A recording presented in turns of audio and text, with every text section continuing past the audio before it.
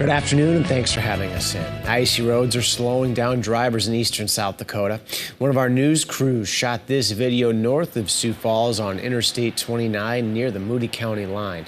This is one of at least two vehicles they spotted that had slid off the road. This morning, traffic was moving slowly because significant stretches of the interstate were covered in ice. According to South Dakota 511, you'll find icy roads and scattered slick spots from Elk Point in far southeastern South Dakota all the way to the North Dakota border.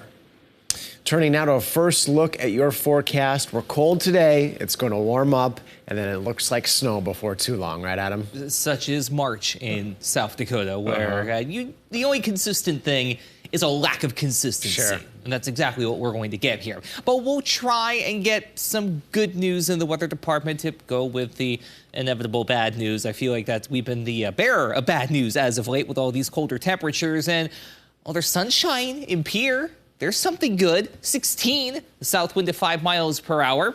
But then you have cloud cover remaining rather stubborn the further east you go. There's a view from our camera in Harrisburg along the tracks.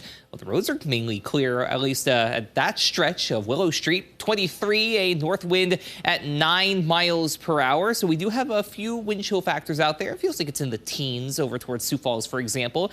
They're at 23 as well. 17 for Brookings and Sisseton, 12 at Aberdeen. And then we have 6 degrees in Mulbridge. We're not doing a whole lot better in Eureka either. 21 Phillip and Rapid City. Same goes for Winter, Valentine, and Worthington. The other bit of good news today, it's not as windy as it was yesterday.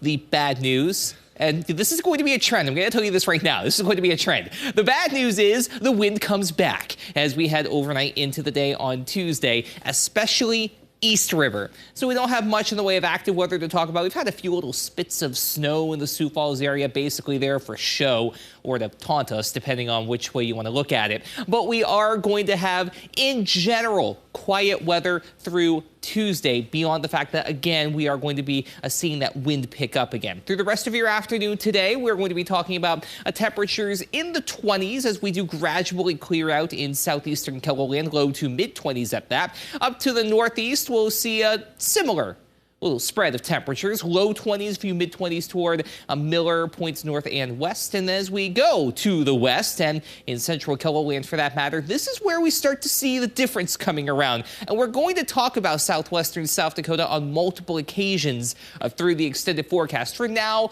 20s face to Mulbridge and Pierre and Chamberlain, 30s and a few low 40s, though not out of the question as you head toward the Wyoming and Nebraska borders, respectively.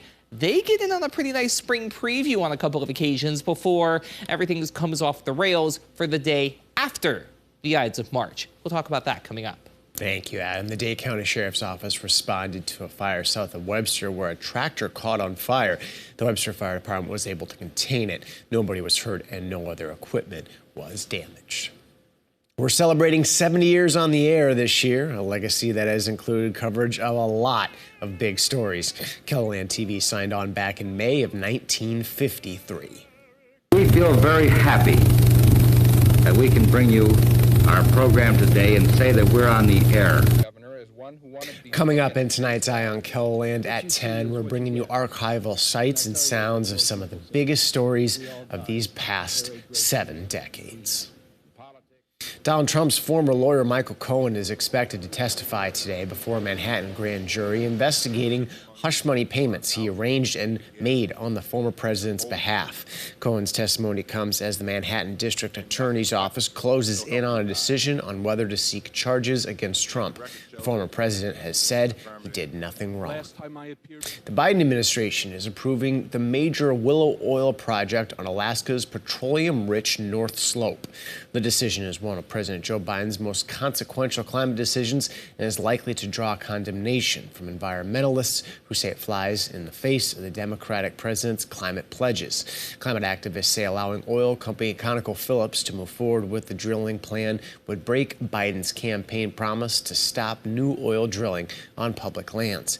ConocoPhillips says Alaska's Willow project could produce up to 180,000 barrels of oil a day. The sudden collapse of two banks is sending shockwaves across the financial community. Silicon Valley Bank, which finances many tech companies, went down on Friday, and yesterday, Signature Bank in New York followed. Skylar Henry reports on what the Biden administration is doing about it. Customers lined up early this morning outside a Silicon Valley Bank branch in Santa Clara, California, as the Biden administration took steps to make sure individuals and businesses with deposits in SVB and Signature Bank in New York will have access to their money. Look, the bottom line is this. Americans can rest assured that our banking system is safe. Your deposits are safe. SVB announced almost $2 billion in losses last week, and that sparked a run on withdrawals that the 16th largest bank in the U.S. couldn't handle. What happened on Friday was we saw the funds associated, the payroll wages associated with 66,000 workers leave our account and never make it to employees. Analysts say SVB got into trouble when rising interest rates drove down the value of bonds that the bank was heavily invested in. All of a sudden, Silicon Valley Bank had to sell their bonds at a loss, and that put them in a terrible situation. During a short address this morning, clearly aimed at calming any fears about additional bank failures, President Biden stressed that American taxpayers will not be paying for this emergency bailout. The money will come from the fees that banks pay into the Deposit Insurance Fund. On Wall Street today, a number of bank stocks opened sharply lower, including regional bank First Republic, with trading halted for some banks because of the instability. Skylar Henry, CBS News, the White House.